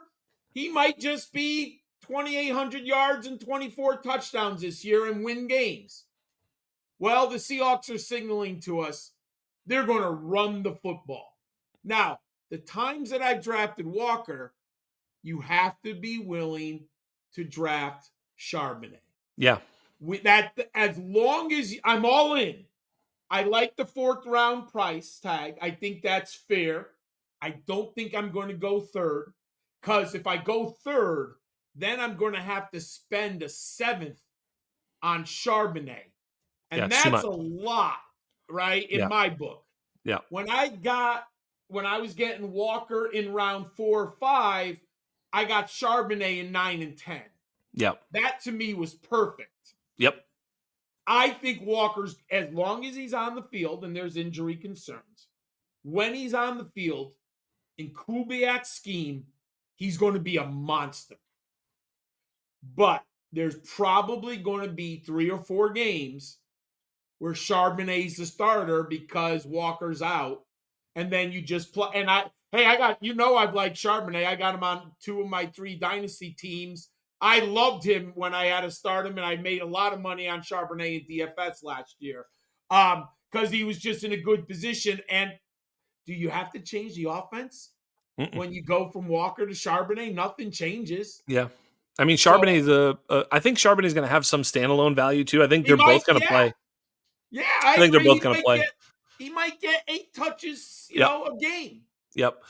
They're both going to play, I think, because they're both good. I think they're definitely different. There's been some, I always love the Ian Hartitz tweets where, first of all, he's the greatest, but he has some that actually are useful, not just funny. although his funny ones are useful too because I need them. But he had the graph with, I forget what it was. It was like yards after contact and broken tackles per rush or something like this. And Kenneth Walker was off the charts. He just was, he was really effective, as a rusher, pure rusher last year, even though the numbers didn't Don't seem say. like he was, because he was contacted behind the line a lot. The offensive line was in trouble. He was trying to bounce some things. So he did some, he wasn't as efficient, but he was very effective in terms of making big plays and breaking tackles. So I think he's that type of player. And if they can block it up a little bit better for him, the ceiling, of course, is a lot higher with him because he can make those exceptional plays.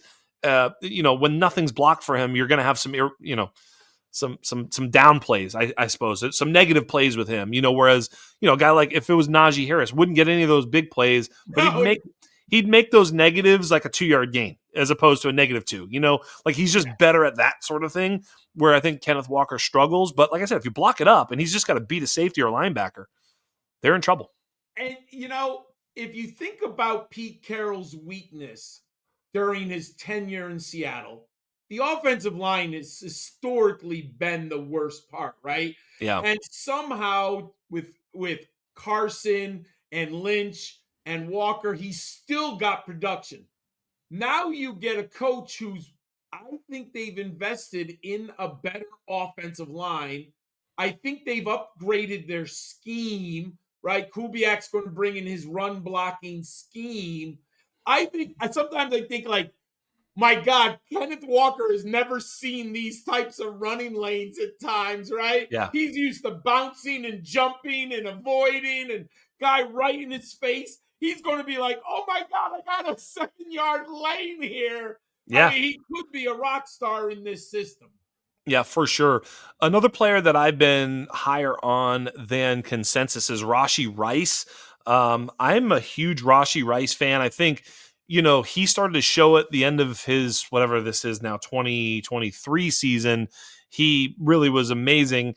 And, that year he also sort of didn't put together a whole full season. So he was being a little, shrouded in the ADP. And then all of a sudden, we drafted him at value in 2024 and redraft and everywhere, and then he comes out of the gate killing, and of course, then Patrick Mahomes rips his buddy's knee up, and But here we are today, and I'm wondering, like, everything we've seen from Rashee Rice has been super efficient and very productive, and he's still with Patrick Mahomes, provided Patrick Mahomes doesn't tackle him again at the center of the kneecap. I think Rashee Rice stands to be, potentially a wide receiver one in 2025. You sharing my optimism, or are you a little bit, more worried about some of the health and legal issues?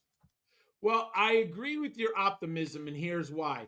I know I might sound like a broken wheel, but I go to the depth chart.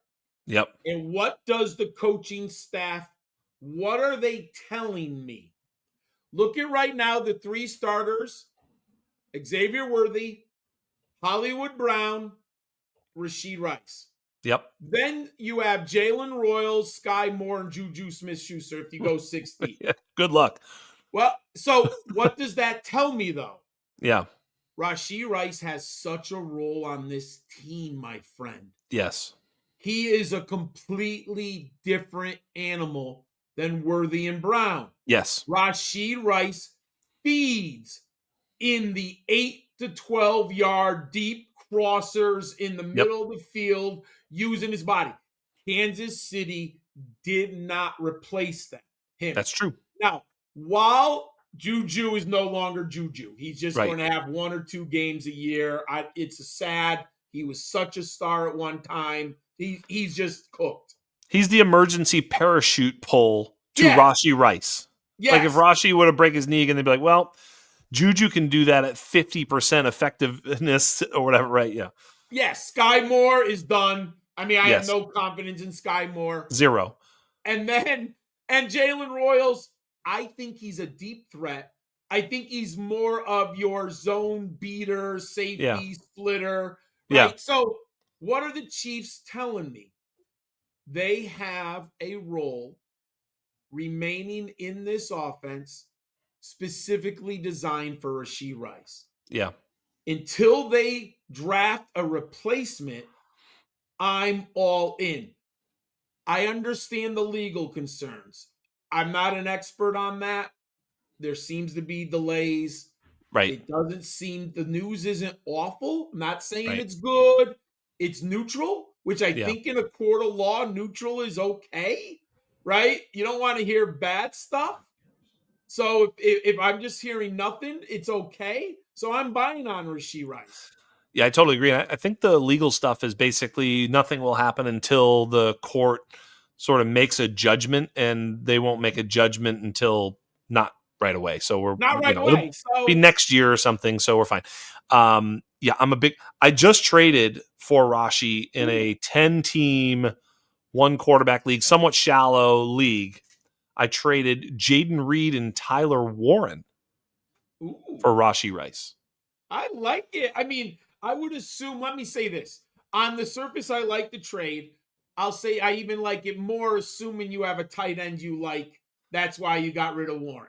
I have Brock Bowers. There You might you have heard see. it. So you basically gave up an asset that you really had no need for. So I love the trade, actually. Yeah, I was on the clock with the pick that became Tyler Warren and traded it plus Jaden Reed to get Rashi, and yeah, it worked out great. Yeah. I have Patrick Mahomes Yeah. as well, so it's a No Patrick brainer. Mahomes. So now I'm CeeDee Lamb, Puka Nakua, Rashi Rice. Feels really good. Oh, Feels really good. that Feels really good. he's 10-team the league, so I'm perfect not number. gonna. Isn't Huh? he the perfect number 3 Oh, receiver? yeah. Right? I mean, yeah, absolutely perfect. And so yeah, that's I guess my point is that that's not possible for a lot of other number one wide receivers, those types of trades. So I think sometimes Rashi in some leagues can be a little bit undervalued, is what I guess I'm getting at. Now, I agree. there's always downside to all these players, but I think for a guy with his upside and target upside, I just think it's a smash. I do like Jaden Reed a lot, but not that much. No, I think look, Jaden Reed's just the guy. Now, I don't mean it in a bad way. no, I love yeah. You can't rely on him because he can't. He doesn't. He's only on the field in right 3 receiver formations. Yep. The targets and snaps aren't going to be there. Right. Yes, you'll have some explosions, but then they draft Matthew Golden, right? Yes. So, like, you can't be optimistic about Jaden Reed anymore. And I Yeah. like him. He's a good receiver, but that's all he is. Yeah, I would be surprised if he were to see any sort of Rashi Rice level efficiency Oh, in no the way. NFL. You know, I agree. so yep. Well, there you go. So let's talk about Minnesota real quick, where we've got T.J. Hawkinson and Jordan Addison. I just heard a snippet about Ty Felton, and they said Ty Felton likely to spend his entire rookie season on special teams, which, if you're a Ty Felton fan, might hurt a little bit. But you drafted him in the 4th or 5th round of your rookie draft, so no crying about that. I'm a Ty Felton guy, so Me as too. long as he's in uniform and getting touches on special teams, I'm okay. Yep, for year one, and we'll see if he can move his way into more Yes. than that down the line. They might have done that to protect him too, just to say, hey, look, let's just let him figure it out.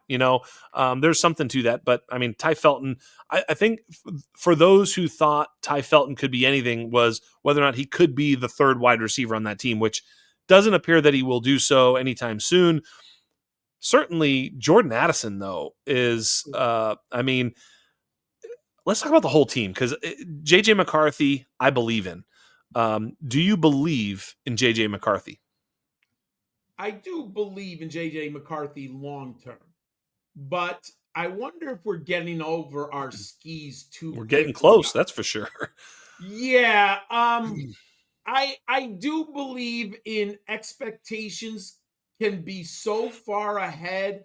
What I would project 3,400 yards, 21 touchdowns, 400 yards rushing, 2 or 3 rushing, maybe 4 rushing touchdowns. And that's a very good season for a young quarterback. But the way people are talking about JJ McCarthy, 4,500 yards, 31 touchdown, like, I just don't see it. Because for all his faults with Sam Darnold, he had skills. He was the number 2 pick in the draft with a lot of experience. And I understand, oh, but he didn't play well. But you know what? It's still experience. And O'Connell tapped into his football acumen. Experience does matter, Jax. Like, I joke about this all the time. You could bring in a teacher. Let's say he goes to Notre Dame and he's a good young man, smart man. I'm sorry. I've got 22 years in the classroom. He's not coming in and being a better teacher in year 1. Now, he might in year 4. He ain't year 1. McCarthy might be outstanding in year 3 or right. I just don't see it right away. Sure. Now, I'm not worried about Jefferson. You know why? He's the alpha dog. How often is Jefferson going to go in the huddle and say, JJ, I don't give a shit if I'm double coverage. I'm open. I'm open. And and what are you going to do if you're a smart young man? You're going to get him the football, right? You're going to feed the monster. You're going to feed the monster. I think there's there's a number of different outcomes that I could expect with JJ. The one thing I would say is that O'Connell has gotten more out of everybody that's played for him. Yes. So, whether it's Dobbs and Nick Mullins and even Kirk Cousins and certainly Sam Darnold, there's just so much proof of concept of him getting the most out of players. When we talk about JJ, we're talking about a very cerebral, easy for me to say, cerebral player who, has now gotten the, unfortunate benefit of having sat for a year. Obviously not for the right reasons as he was injured, but I think once he hurt himself, I thought they made the good decision of going, nope, he's done. We're just going to, we're not going to try and bring him back late, the whole thing. I think he probably, if he was a veteran, I think he could have made his way back, but rookie year, you're not going to just throw him in the fire late. So I thought they made a great decision, shut him down, let him have the, red shirt season. I think this all helps him because everything that he's been doing for the last year was preparing for this moment when he's, whereas when you get drafted, you go through draft, next thing you know, you're like, oh shit, it's so hard as a rookie. We've seen it so many times. He's not a rookie, even though it's going to be his first action. Yeah. It's a little like Jordan Love. Jordan Love sat 2 years. Patrick Mahomes sat virtually a year. We see this with these players. I think it's going to help him. The coaching is certainly going to help him. The weapons are going to help him. Oh, yeah. I think that, yes, I don't think he's going to be a top-end quarterback 1. That would be ridiculous. But I do think in the land of quarterback 2s, I think his ceiling is high-end quarterback 2, wherever that puts him, In other words, quarterback 10 through 15 is sort of where I could imagine him finishing. That's a fair number. Because he's got a little bit of rushing upside. He's got athleticism. So, he can steal a few points per week, just sort of scrambling and making some plays. And then he's just got the efficiency of the offense. I don't think he's necessarily the tide that lifts all boats, but I don't think he lowers anybody's projections going forward. That's Jefferson, Addison, Hawkinson. They're a concentrated target share too. I like all 3 of them. Right. They also added to the offensive line and to the backfield, getting Jordan Mason to sort of help Aaron Jones be the best Aaron Jones he can be. Aaron Jones, when healthy, is an exceptional dump-off option. So, if they can keep him healthy by giving Jordan Mason some of the heavy lifting, which I think this offense could be really special. I think they've got one of the best, if not the best, rosters in the NFL. Plus, they have a rookie quarterback on a rookie pay scale where they can add to it going forward. Obviously not this year, but in coming years. I think they can keep everything together. In Dynasty, that's why I think I'm all in with JJ. I do believe in him as a player. Obviously we've seen nothing at the NFL level, but he's got the raw materials. And I think when you talk to scouts and anybody who sort of knows him, they talk about the intangible stuff, the stuff that really usually sinks a quarterback in the NFL. They all say that he's got that in spades. Well, I think from a dynasty perspective, you're 100% right. And do you have, actually, here's a good question because I haven't looked in like a month. Is Bo Nix or JJ McCarthy higher in ADP dynasty like right now? Who Bo are Nix. people targeting? Bo Nix is higher. Okay. Yep, Bo Interesting. Nix. So I did. We talked about this a little bit. Basically, right now, JJ McCarthy there's the top 11 dynasty quarterbacks, which is Lamar, Yeah. Jaden, Josh Allen, Burrow, Hurts, Mahomes. That's sort of a special, and then Caleb, Herbert, Nix, May. Did I Oh, forget anybody? Nix, May. Think that's everybody. I think that was yeah. 10. Somewhere around, I might have missed one. Sorry if I did. But Yeah. then there's the sort of everybody else. And everybody else is Jordan Love, Kyler Murray, Trevor Lawrence, Dak Prescott, Baker Mayfield, Jared Goff, Penix, Cam Ward, right? This big group. Yeah. And McCarthy was in that group, but he's sort of elevated himself to the front of that group. For me Oh, as well, interesting. I kind of like him there ahead of all those guys just because of the potential upside. And of course, he's super young. So if he hits, his value is going to be in that, in the Knicks group, as you point out, Yeah. right? The Knicks May, if he hits, he's going to be in that sort of top 10 dynasty quarterback group backside there with Herbert and Knicks and May, right? So I think that's kind of where he's at. He's in that quarterback two area with room for growth. And I think a lot of dynasty gamers were drafting him a little bit at his ceiling, which is why when you said, I think we may have gotten a little over our skis, I'm like, yeah, because pushing him up there is close to ceiling at that point, with very, very little room for downside, right? Yeah, I mean, everyone seems to like him on X. At least those that I follow and I read about all the time.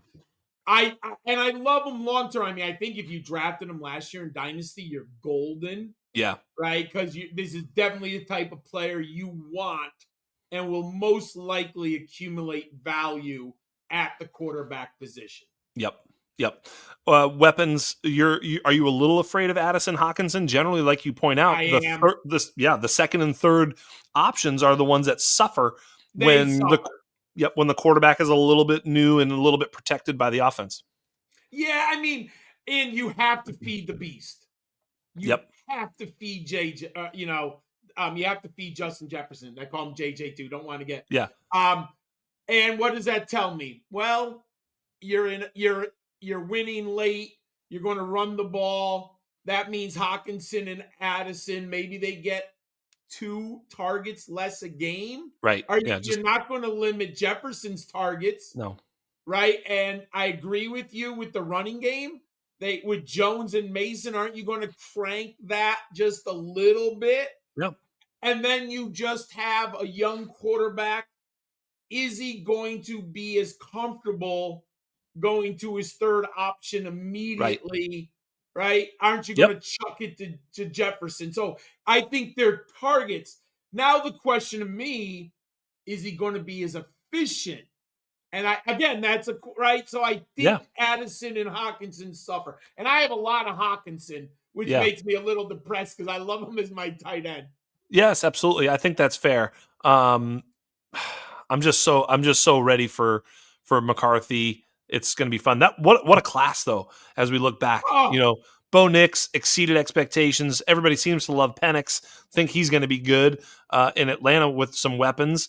McCarthy. Who doesn't love McCarthy? May, Caleb is kind of an X factor right now, and of course Jaden. The quarterback one in Dynasty, as he's it just was been so special. good. He was Dude, special. in my lifetime, and I'm going to say how old I am, Yeah. and it's not there yet, but it's in the bucket with the class of '83. Yep. Kelly, Marino, Elway. Elway, Ken O'Brien, Tony Eason, Todd Blackledge. Like it has that Yes. shiny star outcome. Now Yep. they got to win Super Bowls and get there.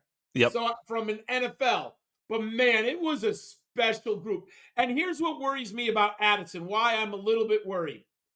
His touchdown equity Yep. was so high on 133 catches, 19 touchdowns. Yeah. I don't know if he gets that year one with JJ McCarthy. That worries me a little bit. Yeah. Well, we did a podcast. We did it. We ran. We did it. This is it, man. That's all we can do. We're almost at 2 hours. John Laub. John, tell everybody where they can find your work. By the way, and mention your most recent uh, thing that you've done, because I wanted to hear you mention. I did want to ask you about it. I mean, this isn't a Q&A podcast. We talk football on this thing, but I'm actually really intrigued. So tell me a little bit about your most recent project, please. Okay, so first, thanks for having me on, and thank you for letting me talk about it. I've had this idea for about 3 years now, but life can get busy, so I kind of put it off.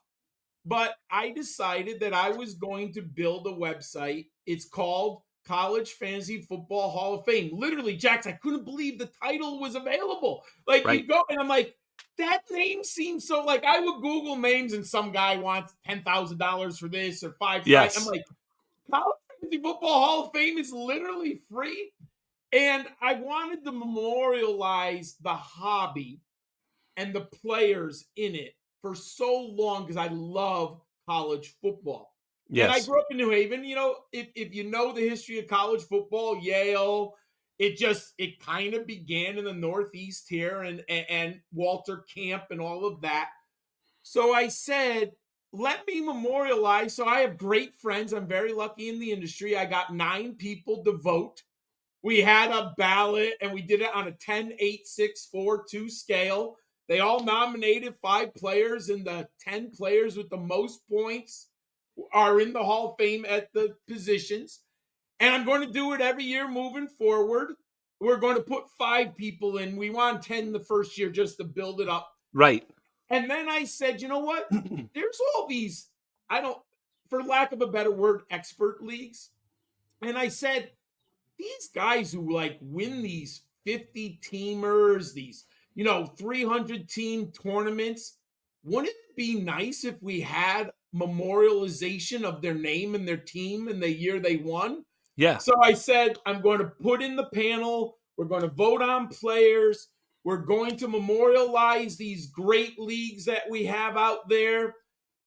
And then I've done every year for the last 9 years, I've done Players of the Year. We call it the Cam Newton Award for the best college fantasy quarterback. We have the Adrian Peterson Award for the best freshman in college fantasy football every year. Nice. I said, let me put all that stuff on one website. I Yes. reached an age where I'm like, if I don't do this now, it's never going to happen. And what I had to do from about February on, I started to learn how to build a website. Yeah.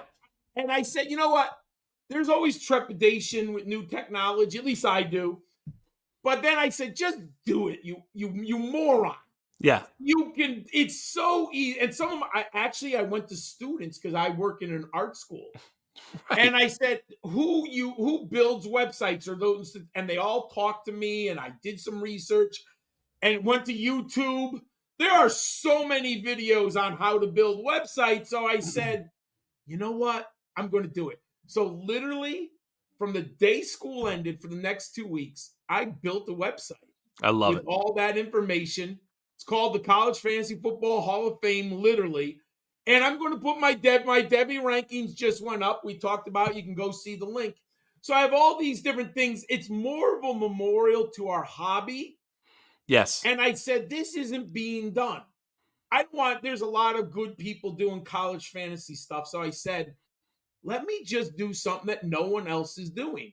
Yes. And it's something that I want. So I did it. It's out there now. It's on my, if you want, you can go to my X account, Gridiron Skull 91. You can find the links. I've been posting it all week. We announced the inaugural class of top 10 winners. I'm hoping to build the site over the years, but now it's just as a memorialization to our hobby, my friend. I love it. I love it. I'll tell you a little something. I had an idea, and I'll mention it off the air because it's Oh, okay. amazing. Great minds think alike. Absolutely awesome. I will be surely checking this out, as I know all of you college football fans will be delighted to see this. So many good ideas. Freshman player of the year, I love that. Positional player of the year, I love all that. That's going to be so cool to look back and go, dude, Ashton Genty, that's right. He had that big year. Just to be able to go back and see it is always fun. I think that's so cool. You We know who love that type of memory? stuff. You know what's interesting? You know who won it one year? Jeremy McNichols at There you Boise go. State, and he's still hanging around the NFL. There you go. I was like, I forgot how good Jeremy McNichols was in Yeah. college. And sure There enough, it is. he's still on an NFL roster. But you immortalize him as a college player. He Yes. doesn't get the flowers that he deserves. Well, he doesn't deserve any in the NFL, but Yeah. it's just it is what it is. He, and look, if Austin Eckler was a league winner in the NFL, he might win it here, but he's not the best running back of all time or whatever. But look, fantasy is a little bit different, Yes. because it encapsulates a different, it's just different. It is what it is. And that's why capturing it is so unique and so valuable. So thank you so much for doing that. And Thank you. everybody knows where to find it. College Fantasy Football Hall of Fame.com. as my man built the website. All right, cool. Hey, thank you so much. Appreciate you, John. John Laub, Gridiron Skull. 85? 91. 91. See, it's in my brain. I didn't even look. I just knew there was a number. I just knew it up. I'm like, give me the number. Gridiron Skull 91 on Twitter or X, whatever you want to call it. God bless you. Thank you so much. And on behalf of everybody here at The Undrafted, on behalf of everybody here at The Undroppables, on behalf of the greatest podcast producer to ever walk the land, Mr. Michael P. Duncan, you have been joined by the scholar, Mr. John Laub. I am Jax Falcone, and we are out.